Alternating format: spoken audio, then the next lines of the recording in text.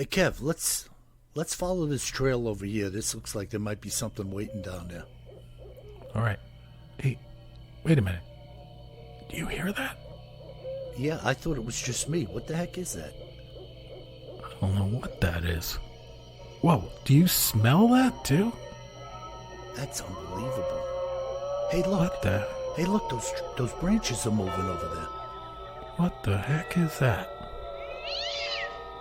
Holy cow, is that what I think it is? Look at that thing. Oh my God. It's a freaking Sasquatch.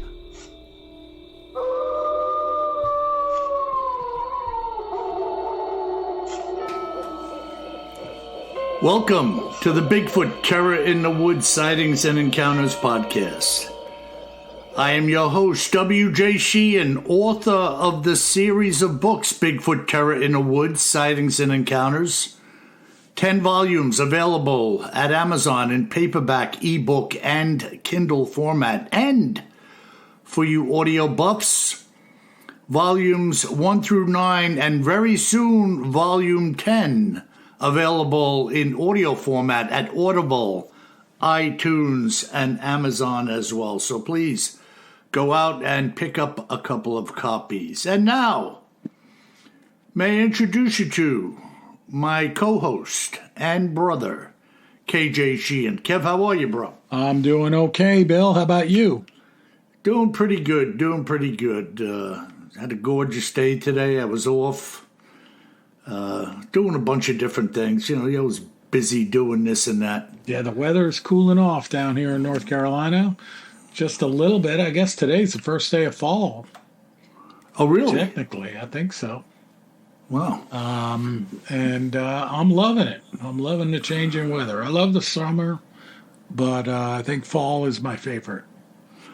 Yeah, it's got a nice temp to the day. You're comfortable moving around, you know, the sun shining.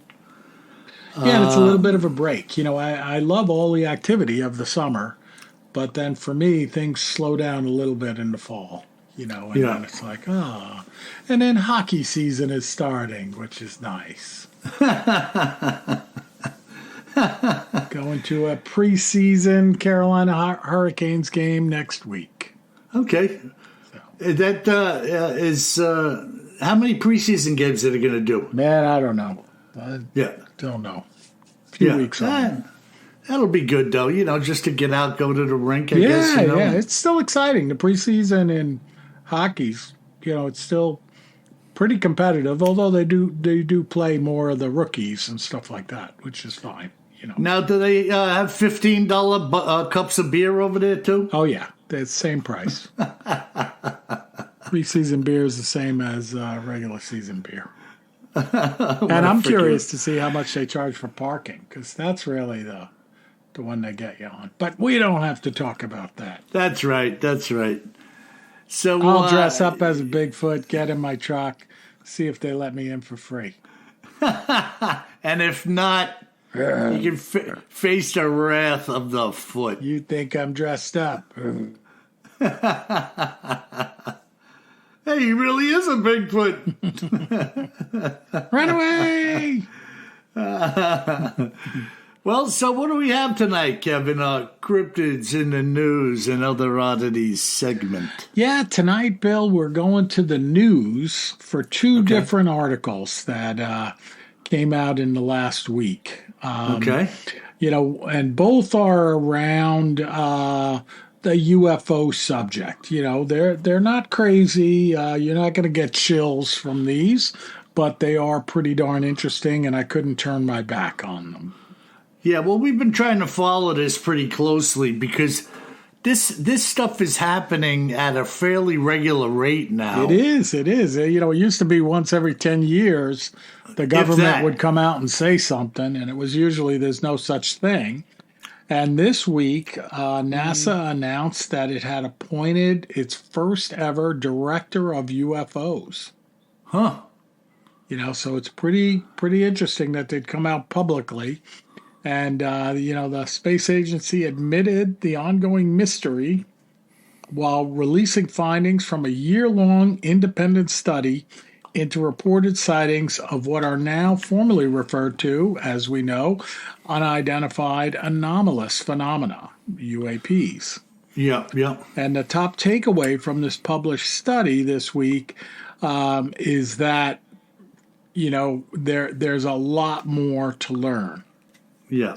So, the independent study team did not publish that there was any evidence that a UAP has an extraterrestrial origin, but we don't know what these UAP are, the report said. Mm-hmm. So, they're not saying weather phenomena anymore.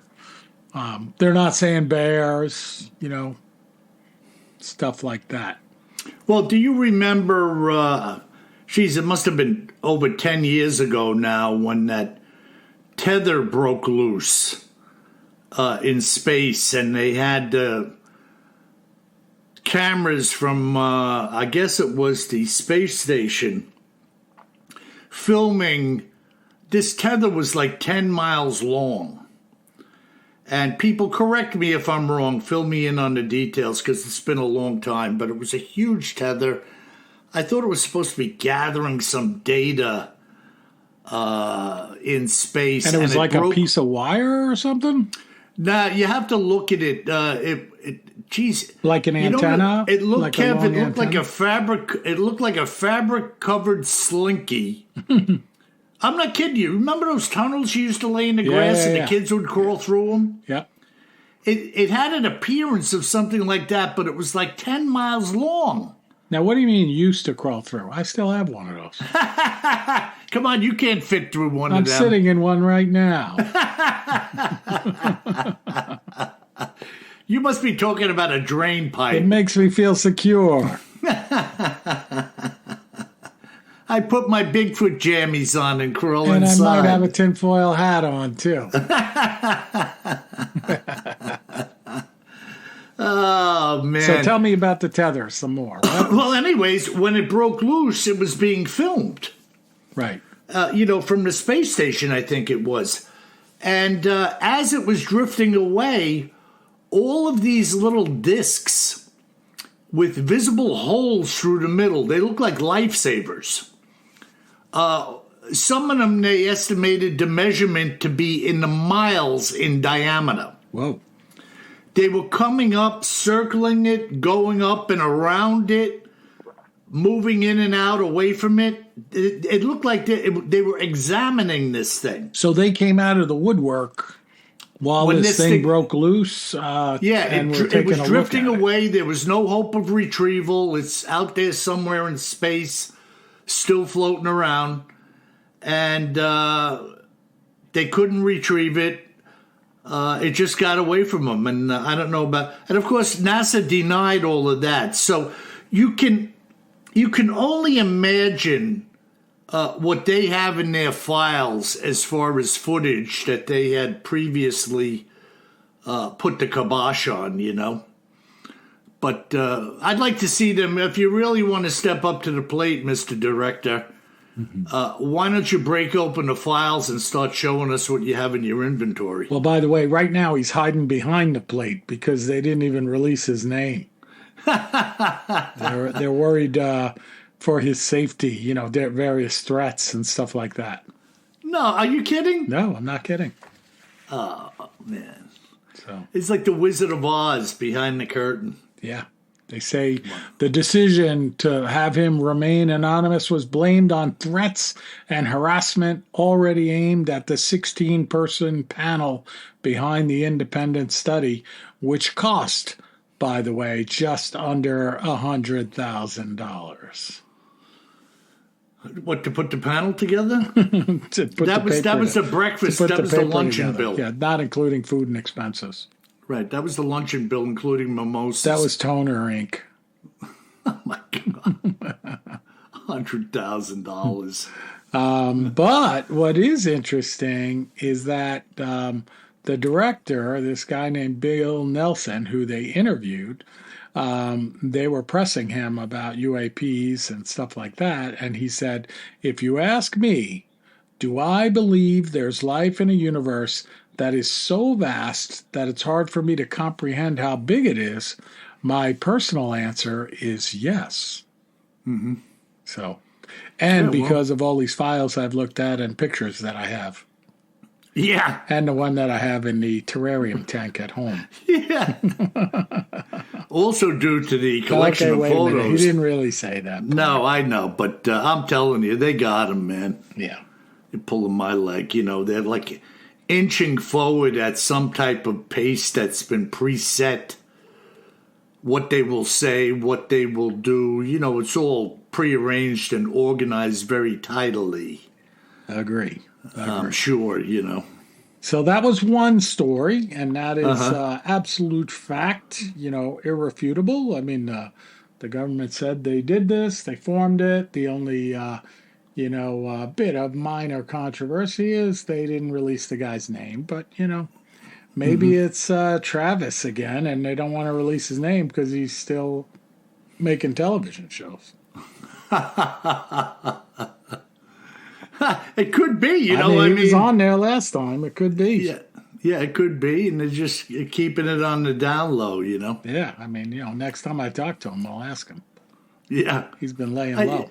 Yeah, he'd be a good character though for the position, you know. He would be if he was freed up to do his job, you know, in a more public forum. He'd be like, I know, I keep saying this, but that's the strangest thing I've ever seen.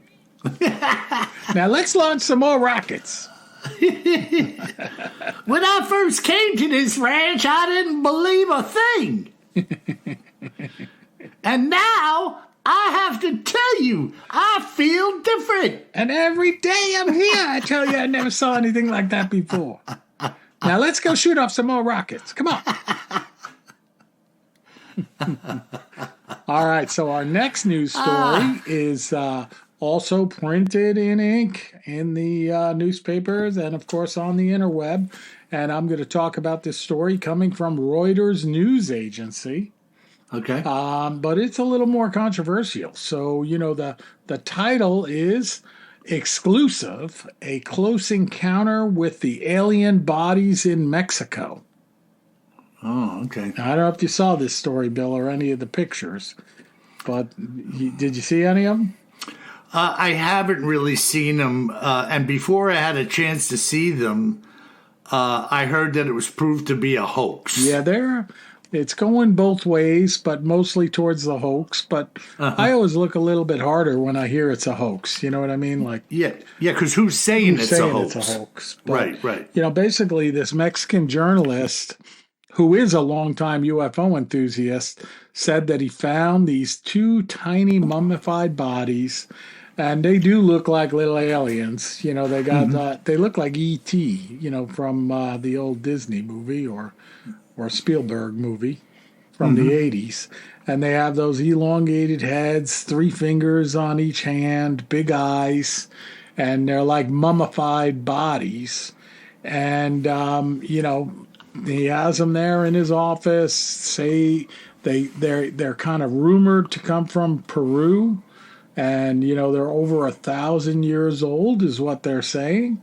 But then you know other folks are coming in, the experts are coming in and saying it's a hoax. You know. Well, you know they're from Peru because I heard they found a marimba.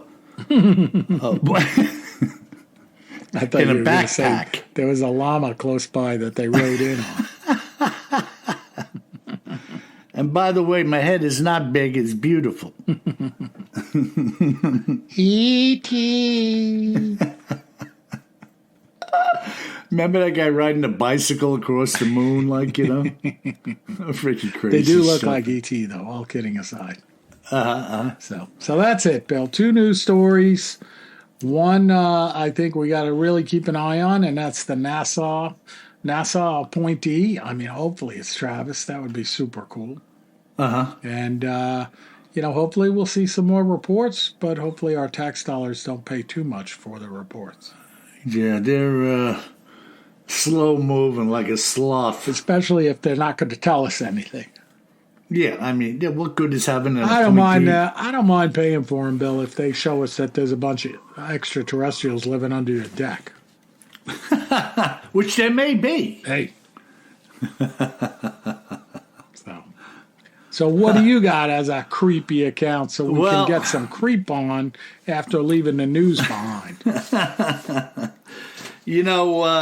This account once again shows you the endless variety of basically the how and why, where, and when people come in contact with a Bigfoot creature. And but there's no turning away from the fact that the majority of people that are having these encounters are people who are out there doing, quote, non-societal things. They're getting away, they're moving and shaking, they're out in the woods. And so let me just get into this. This somewhat eerie sighting was told to me by Marilyn Toner, a resident of California. And basically, this is what Marilyn and her fiance Gary saw while they were out doing a little stargazing. It was early in the summer of 2016 that Gary and I had geared up to head into Joshua Tree National Park for a little stargazing during the overnight. The two of us were members of a small group of astronomy buffs who both kept and shared our collective data relative to our observations. For the most part, all of the members made known what their plans were on any given night, relative to what, if anything, they had planned, and the invitation to join up for a stellar rendezvous was always an open-door policy. Well, as it turns out, this evening, it was Gary and myself going it alone in Joshua Tree, which, to be honest with you, was the case more often than not. It being very difficult in these days and times to get people together for such things as a night in the desert, and so it was. That night was a new moon, and the sky was ablaze with the light of 1 trillion stars as we set up for the night. We had decided that evening to do a time-lapse photography session, as well as having brought along our 20 by 80 Steiner binoculars and a tripod for a little sky watching. Having set up in an area where there was a slight ridge ahead of us, filled with boulders in the background and some large cacti in the foreground, we thought this would make an excellent border for our film, and so we went with it. Once the camera was set up to run, Gary and I were taking turns with the binoculars while sitting in a small foldable camp chair for comfort while observing.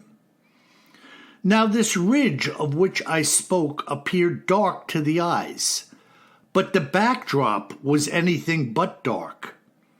As I said, it was aglow with 1 billion trillion stars.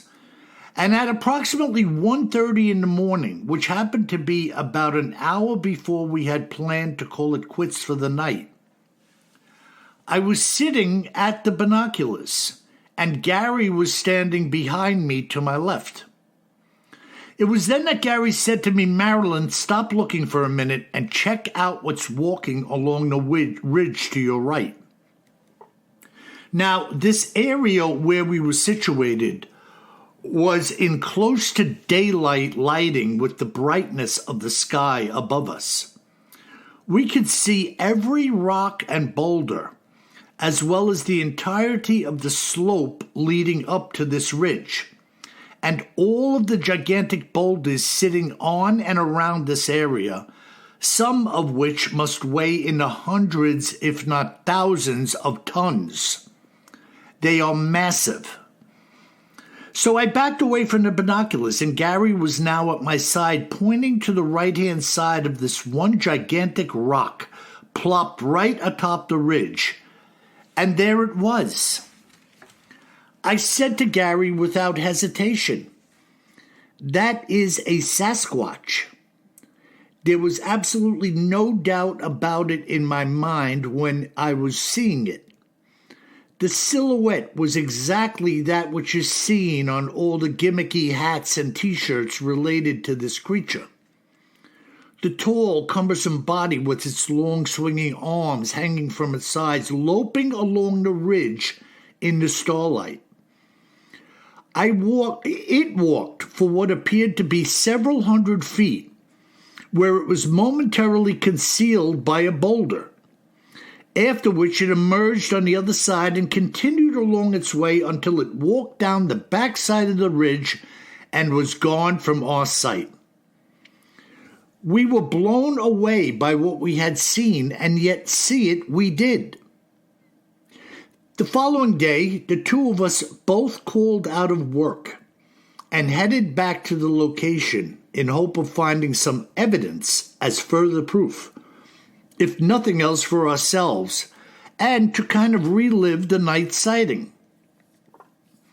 When we had made our way back to the spot where we had been set up, we immediately realized that the distance was even greater than we had thought during the night. Having now hiked up to the ridge, the boulder which it had walked behind was at least 3 times the size that I thought it was at night, and the distance was about 250 yards, whereas at night I thought it to be maybe 100 or so at best. The ground there was not conducive to the leaving of full and viable footprints, being dry and sandy. But we did find a trail of hundreds of heels and toe prints, as well as some mostly complete footprints in the sandy, clay-like soil. We measured several of them, finding them to be somewhere in the neighborhood of 20 inches long, give or take. And they seem to have been laid down in a fairly straight line. Gary and I were in no way ignorant of the reported existence of Sasquatch. We had seen all the shows and pictures, and as many are, we were on the fence, so to speak, as to whether or not such a thing existed. Gary actually has a t-shirt that says, "Sasquatch saw me and no one believed him."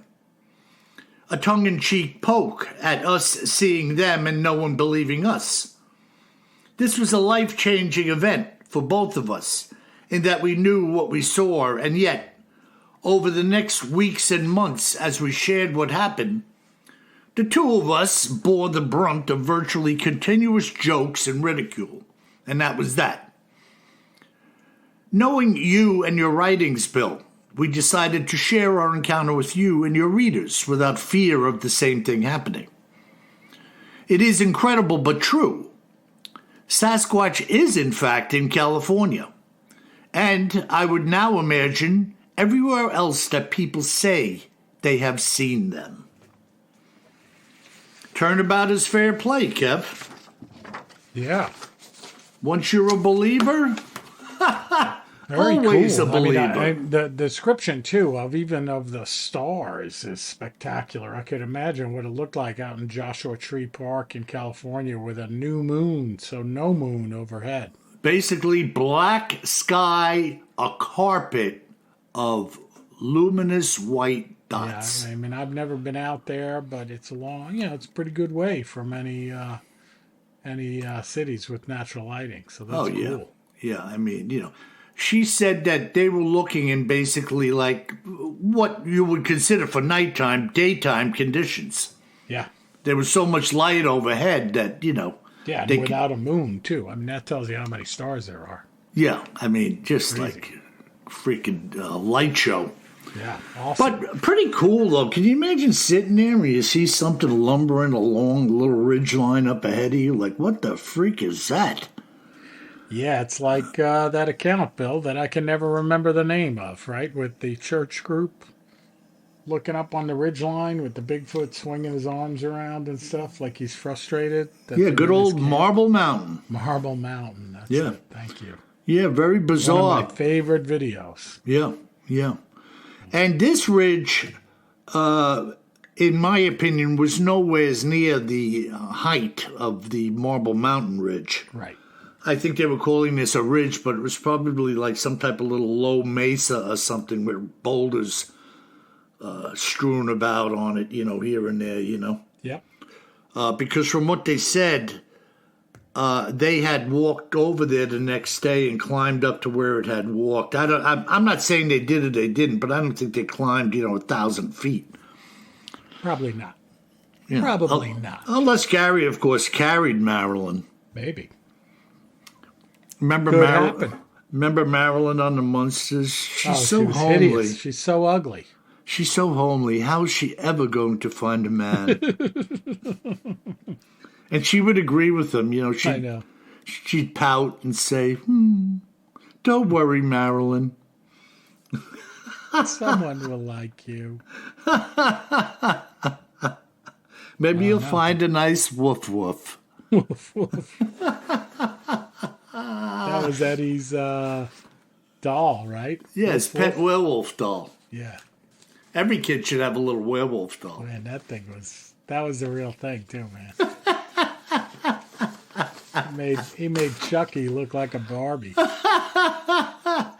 They sell them. You could buy a wolf doll. Really? Yeah, they're really cool, and they're not that expensive. I mean, if you just wanted to have something as a goof, you have your own wolf doll and leave him sitting on your dresser smiling at you with his fangs. Oh, it's Wolf. I like that. Put it in the guest room on the bed. Yeah. What? It's just Wolf. Take this to sleep with you. It's his room. We can't kick him out. He gets a little ornery. Watch out for his teeth! Awesome. Good account, Bill. I like it. Good stuff. Joshua Tree. Yeah. Which is Northern California, no?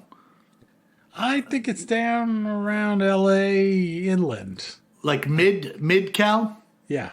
Yeah. I could be wrong, but that's what I remember. No, I'm thinking about it now, and you're right. Yeah. And I'm only saying that because you said that. If we're both wrong, so be it. Well, we got some good listener mail this week, Bill. All right. And this first one comes from Kyle in the Mile High City. Yeah. Denver, Colorado. And Kyle's basically tipping us off to the New York Post article that he saw about NASA admitting that they can't identify mysterious flying objects and that they appointed this mysterious UFO director.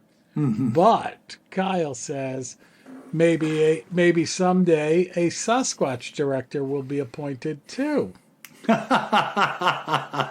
And then he goes on to say, P.S. Carrying more gun than you think you're going to need doesn't help unless you also carry more ammo than you think you're going to need. Well played, Kyle. And it would be pretty cool if they appointed a Bigfoot director. Yeah, director of squatchiness. He could write a $100,000 white paper. And when anybody shows up for the meeting, everybody has to wear a pair of Bigfoot slippers as they enter the conference room.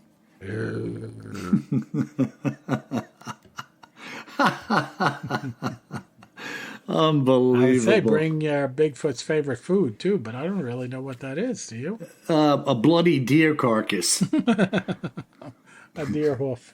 Yeah, just kind of. Yeah, instead of a gavel at the dais, they could have a deer hoof. A bloody one. Yeah, boof, I like that. Boof, boof. Thanks, Kyle. And as my brother just said, well played, you little dweeber. I didn't say he was a dweeber. Oh, you didn't? Oh, sorry. No. My mistake. No. All right, our next email comes in from Andrew from Vancouver. And he says, Hi, brothers. I was on the Vancouver Island Ferry the other day in British Columbia, Canada, and was pursuing the latest Canadian Aviator magazine in the gift shop. Sorry, not pursuing, perusing. Oh, yeah. Yeah, there was a story about a Harvard. I don't know, he left the word out, with 2 people aboard that crashed in bad weather on Roderick Island, west coast of British Columbia, near Bella Coola. Okay. Rescuers know they survived the crash as the pilot used the recovered logbook to journal the experiences that they had. Mm-hmm.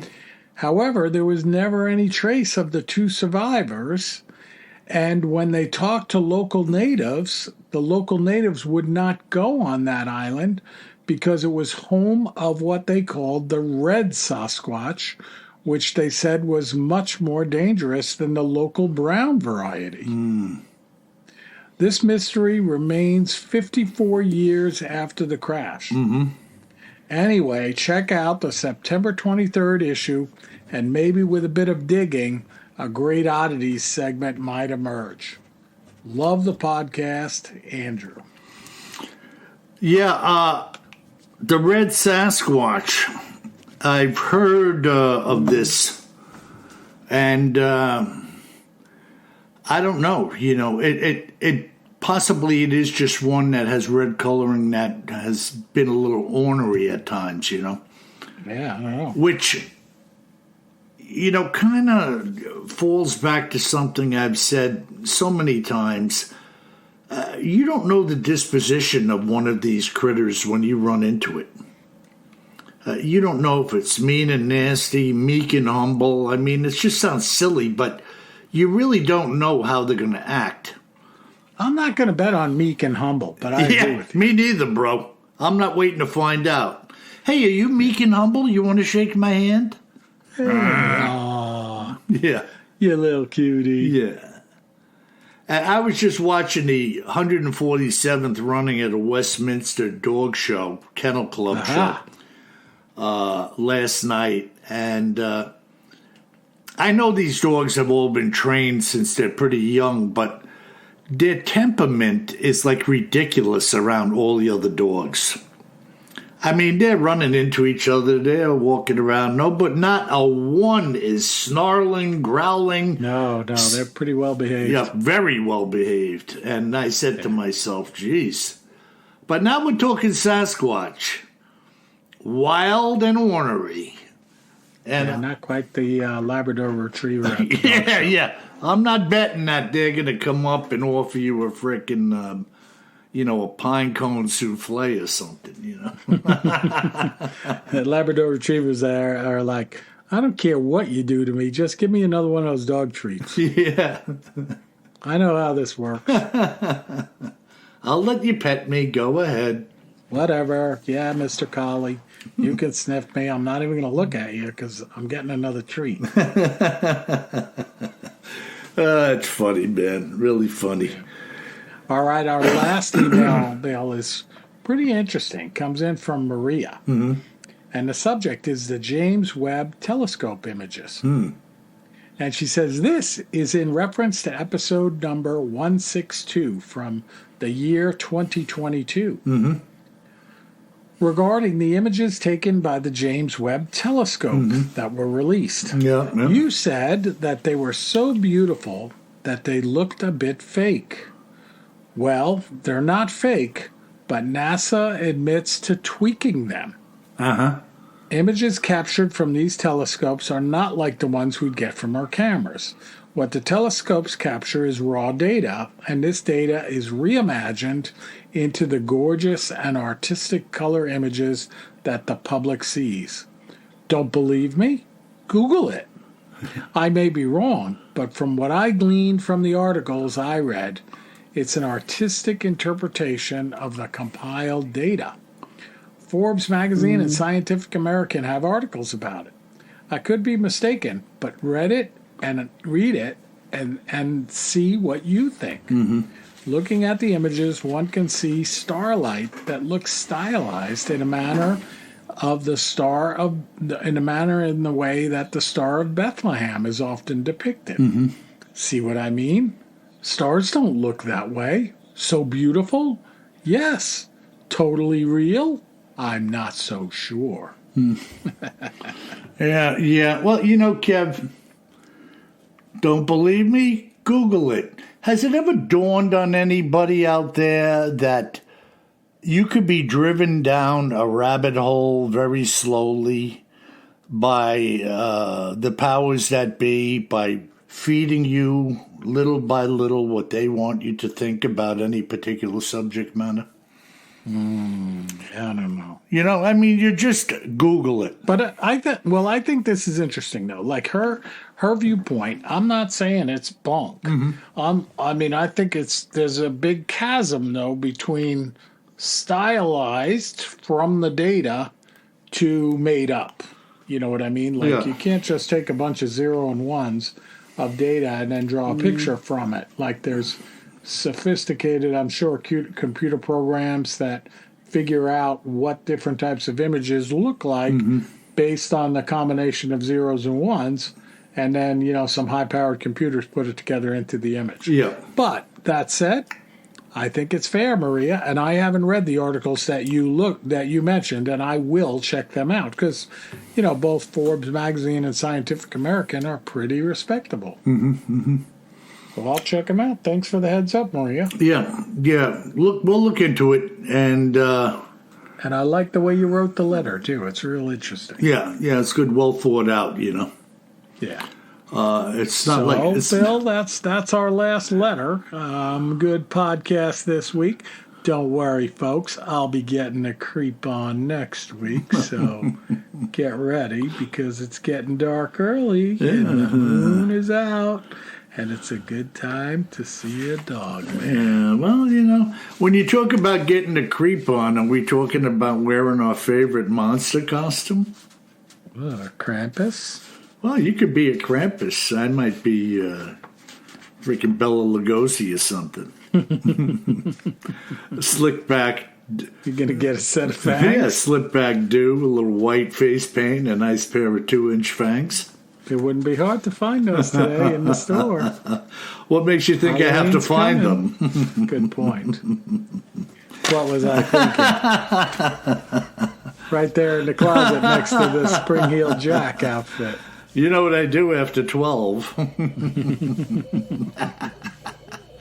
Well, anyways, awesome. Folks, if you should find yourselves wandering around, burning the midnight oil, stargazing in Joshua Tree State Park, or anywhere else for that matter, you best remember one thing. Always carry more gun and ammunition than you think you're gonna need. Sleep tight.